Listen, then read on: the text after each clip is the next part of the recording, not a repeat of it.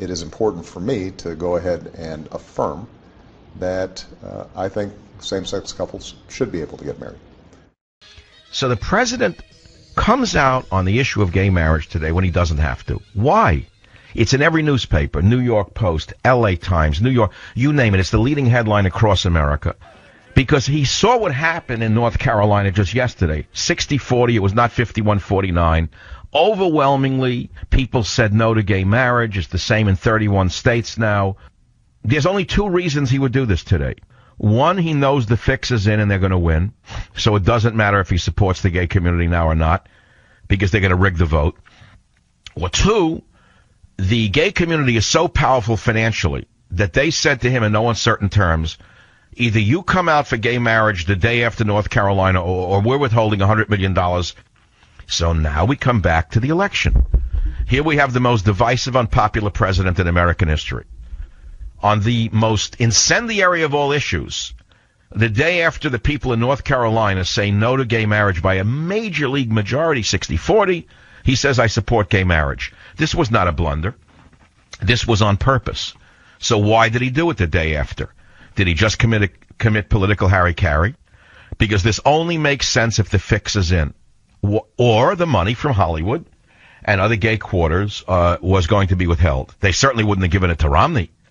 But they probably said, unless you come out for the LGBT whatever acronym today after what's going on and you show us that you're with us 100%, we're not giving you the $100 million that we promised you.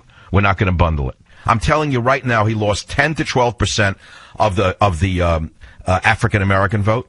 He lost between 15 to 20% of the Hispanic vote. And he's probably lost 25 to 28% of the white blue-collar voter who was hoodwinked into voting for him, even though he's anti-white blue-collar voter. His campaign is showing a disaster coming in November. He's extremely unpopular. His fundraising is behind what it should have been.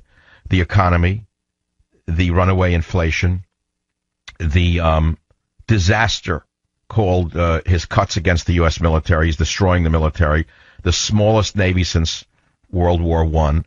The fact that he's destroyed the entire Arab Crescent with his insanity called the Arab Spring. He's incited the Muslim Brotherhood, which has announced that it wants to make Jerusalem the head of its caliphate.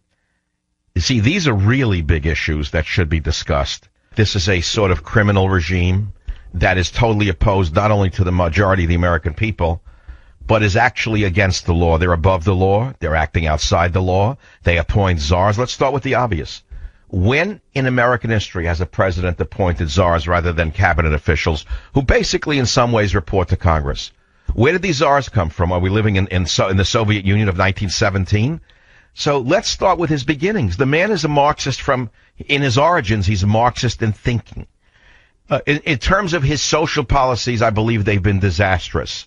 Putting the gay marriage issue aside, I believe his social policies have been a disaster, whether it's building a bigger education department. Whatever you look at, they've been a disaster for the future of America.